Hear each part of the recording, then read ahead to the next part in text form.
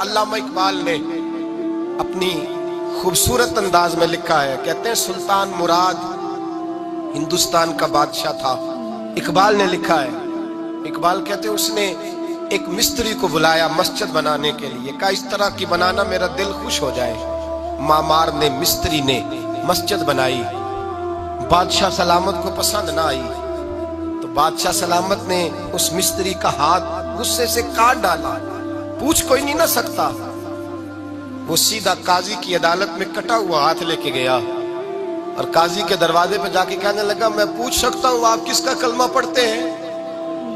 پوچھ سکتا ہوں؟ تو قاضی کہتے ہیں میری کرسی بھی کانپنے لگی اور جس کمرے میں بیٹھا تھا وہ کمرہ بھی کانپنے لگا۔ میں نے کہا سوالی تو بات کا، کہانی پہلے بتاؤ کلمہ کس کا پڑھتے ہو؟ تو قاضی کہتا ہے میری آنکھیں برس پڑی۔ میں نے کہا میں اس کے کلمہ پڑھتا ہوں جو دنیا میں بھی میرا وارث ہے، قیامت میں بھی وہی میرا والی بنے گا، جو دنیا اور آخرت میں میرا والی ہے، میں مصطفیٰ کا کلمہ پڑھتا ہوں۔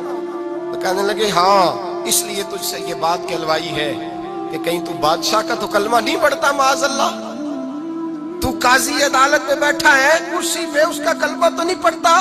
کہا نہیں میں مصطفیٰ کا۔ پھر دیکھ میرا ہاتھ کٹ گیا ہے، اب تو بتا کہ تو بادشاہ سمجھ کے معاف کرے گا یا رسول اللہ کا دین سمجھ کے نافذ کرے گا؟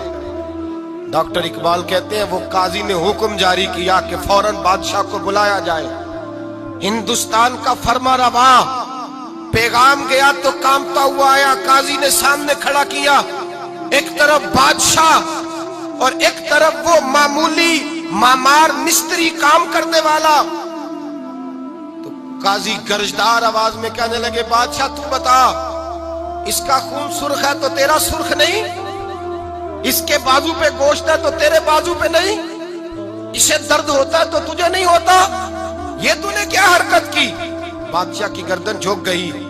قاضی کہنے لگے پکڑو اس کو باہر لے جاؤ اور اس کا بازو کاٹ دو، اس کا بازو کاٹ دو۔ ڈاکٹر اقبال کہتے ہیں جہاں کانپ رہا تھا سارا کچھ وہاں خوشی کے شادیانے بجنے لگے۔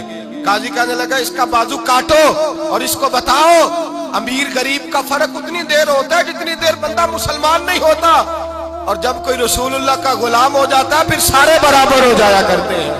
بندہ ہو صاحب ہو محتاج ہو غنی ایک ہوئے، تیری سرکار میں پہنچے تو سبھی ایک ہوئے، تیری سرکار میں پہنچے تو سبھی ایک ہوئے۔ اور اپنی ملت پر قیاس اقوام مغرب سے نہ کر، خاص ہے ترکیب میں قوم رسول ہاشمی، لے جاؤ کاٹو اس کا بازو۔ اقبال کہتے ہیں جب باہر لے جایا گیا بادشاہ کو تو بادشاہ نے گردن جھکائی۔ وہ مستری کہنے لگا تو نے گردن کیوں جھکا دی ہے، اب کیا ہوا؟ تو بادشاہ سلطان مراد آنکھ کھول کے کہنے لگا بھول گیا تھا، غلطی ہو گئی تھی، بادشاہی کے تکبر میں آیا تھا، وہ جو تیرا ہاتھ کاٹا ہے وہ تکبر سے کٹ گیا ہے، اور یہ جو گردن میں نے جھکا دی ہے یہ میں نے اپنے نبی کے دین کی حد کے نیچے جھکا دی ہے، حضور کے قانون کے نیچے جھکا دی ہے، یہاں سزا لوں گا وہاں شرمندہ نہیں ہونا چاہتا۔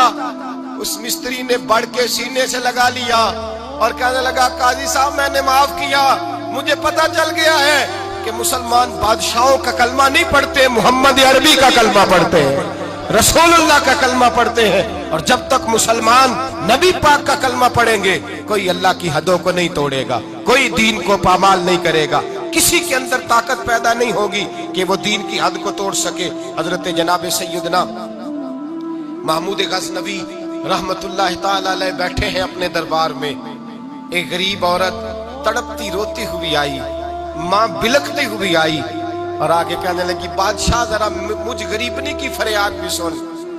بادشاہ نے کہا جلدی سے بلاؤ کہیں اس کی چیخیں کوئی زلزلہ برپا نہ کر دیں۔ قریب آئے، کیا بات ہے؟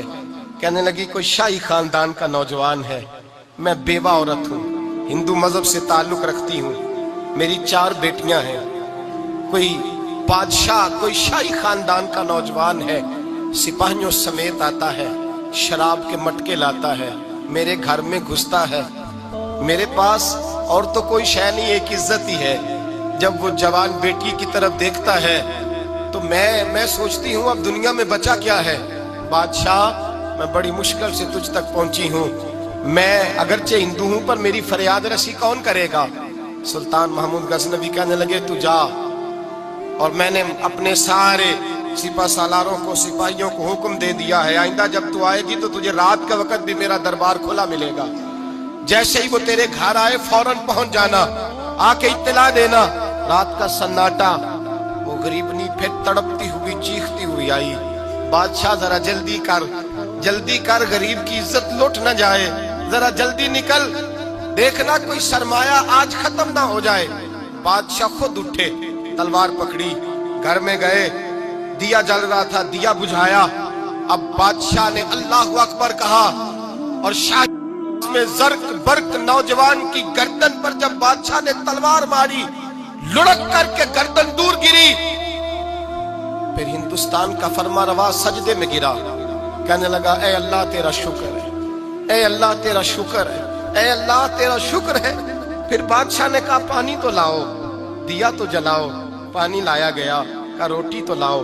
خشک روٹی کے چند ٹکڑے بادشاہ نے کھائے، 1 گلاس پانی کا، 2 گلاس پانی کے، 4 گلاس پانی، 2 جگ بادشاہ پانی کے پی گیا۔ اور پھر روتا ہوا جب اٹھا تو بی بی کہنے لگی بادشاہ تیرا شکریہ، پر مجھے سمجھ نہیں آئی اس رنگ کی، دیا کیوں بجھایا ہے، سجدہ کیوں کیا ہے، پانی کیوں مانگا ہے؟ تو بادشاہ کہنے لگا بی بی بس تیرا کام ہو گیا، تو چھوڑ۔ کہنے لگی ذرا بتا تو صحیح، تجھے واسطہ اس رسول کا جس کا تو نے دین نافذ کیا ہے اور جس کے کہنے پر تو نے غریبنی کا کام آج اس کی عزت کو لٹنے سے، بتا تو صحیح۔ تو بادشاہ کہنے لگا ایک کی بہن ہے اور یہ جو تیرے گھر آیا تھا یہ اسی ایک بہن کا بیٹا ہے اور اکلوتا بیٹا ہے۔ تحقیق کی تو پتا چلا میرا اپنا بھانجا یہ ظلم کر رہا ہے۔ میں نے قسم کھائی تھی کہ جب تک تجھے انصاف نہیں ملے گا نہ روٹی کھاؤں گا نہ پانی پیوں گا۔ آج 3 دن سے حلق خشک ہے، اس لیے کہ مصطفیٰ کا دین نافذ کرنا ہے، اس لیے کہ حدود اللہ کو قائم کرنا ہے۔ فرمایا آج جب میں نے دیا گل کیا، آج چراغ بجھایا تو اس لیے کہ جب بھانجے کو ماروں تو کہیں بہن کی صورت سامنے نہ آ جائے۔ یہ انصاف ہے، یہ بے انصاف ہوتا ہے۔ یہ وہ انصاف ہے جو نہیں دیکھتا کہ سامنے کیا ہے، اس کی آواز نہیں ہوتی، دھڑکن نہیں ہوتی، یہ تلوار چلتی ہے تو لحاظ نہیں کرتی، اس لیے دیا بجھایا تھا۔ اور سجدہ شکر اس لیے ادا کیا ہے کہ اے اللہ تیرا شکر ہے میں نے تیرے رسول کا دین نافذ کر دیا ہے۔ یہ بات کہہ کر کے سلطان محمود غزنوی کہنے لگے پانی پیا ہے اس لیے کہ اس دن کا پیاسا ہوں جس دن تو فریاد لے کے آئی، خشک روٹی اس لیے کھائی ہے اس دن کا بھوکا ہوں جس دن تو پھر روتے ہوئے۔ محمود غزنوی نے پیر باہر رکھا، 4 بیٹیاں جوان، ایک اماں دوڑی ہوئی آئی اور قدموں میں بیٹھی، کہنے لگی محمود میں نے نہیں دیکھا ابو بکر، میں نے کوئی ابو بکر کو تو دیکھا نہیں، عمر عثمان و علی کو تو میں نے نہیں دیکھا، فاطمہ زہرا کے باپ کی کیفیت کیسی تھی، پر تیرے رنگ میں تیرے انداز میں مجھے جلوے ضرور نظر آئے ہیں۔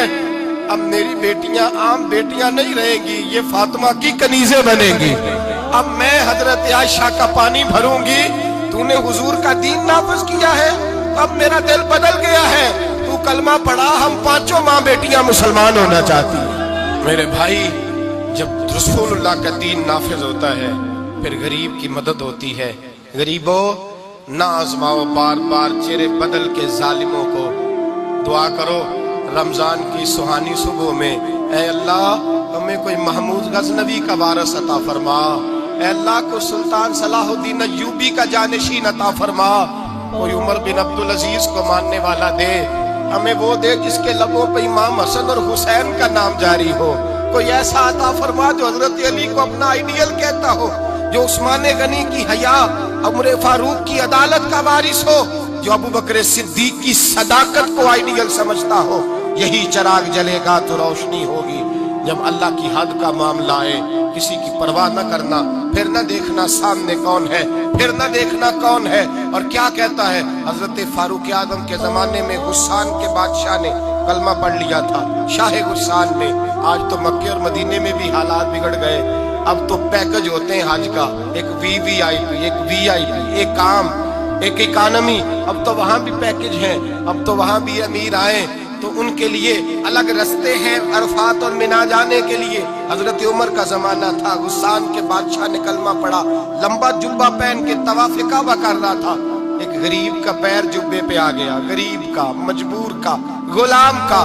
बादशाह ने पलट के थप्पड़ जो मारा तो मजमे में खाना काबा के साए में गरीब रोने लगा और हजरत उमर के पास गया, कहने लगा मैं रुसवा हो गया और सरे तवाफ रुसवा हो गया। ऐ उमर, अल्लाह के घर आके भी मेरी रुसवाई हुई। हजरत उमर ने गस्सान के बादशाह को बुला के कहा कि इसे बदला दे, इसे राजी कर या बदला दे। कहने लगा उमर, अब मैं इसे बदला दूं? आपने फरमाया ये मेरे नबी पाक का दीन है, ये हुजूर का दीन है, ये नाफिज होगा। ये अमीर गरीब के लिए अलहदा अलहदा नहीं, इसे बदला दे, ये तुझे थप्पड़ मारेगा, तुझे खाना पड़ेगा। उसने कहा अगर मैं ऐसा ना करूं तो आप फरमाने लगे फिर मैं उमर हूं, फिर मैं उमर हूं, फिर मैं तुझसे करवाऊंगा, तुझे करना पड़ेगा, तुझे ये करना पड़ेगा, मैं करवाऊंगा। हजरत सैयदना उमर फारूक ने कहा एक रात का वक्त है तेरे पास, या इसे राजी कर ले या सवेरे उसी तरह तवाफ होगा, उसी तरह मजमा होगा और तवाफ की उस जगह जहां तूने थप्पड़ मारा था ये तुझे थप्पड़ मारेगा और सारा जमाना देखेगा कि रसूलुल्लाह का दीन कैसे नाफिज होता है। तुझे थप्पड़ खाना पड़ेगा, मार खानी पड़ेगी। अल्लाहु अकबर। जब सैयदना फारूक आजम ने उसे ये कहा, एक रात सोचने का वक्त लिया उसने, रातों रात सामान उठा करके वापस भाग गया, ईसाई हो गया। एक आदमी ने कहा उमर इतना बड़ा बादशाह था, उसके पीछे कितने लोग मुसलमान होते, माले खजाना में कितना नफा आता, ये होता वो होता। हजरत उमर कहने लगे चुप कर जाओ, ना माल चाहिए, ना ज्यादा तादाद चाहिए, ना बादशाह चाहिए, हमें तो अपने मुस्तफा का दीन चाहिए, हमें तो रसूलुल्लाह का दीन चाहिए, इससे ज्यादा हमें किसी चीज की हाजत नहीं। भाई यही चिराग जलेगा तो रोशनी होगी। रसूलुल्लाह के दीन की हद के मामले में किसी की परवाह न करें।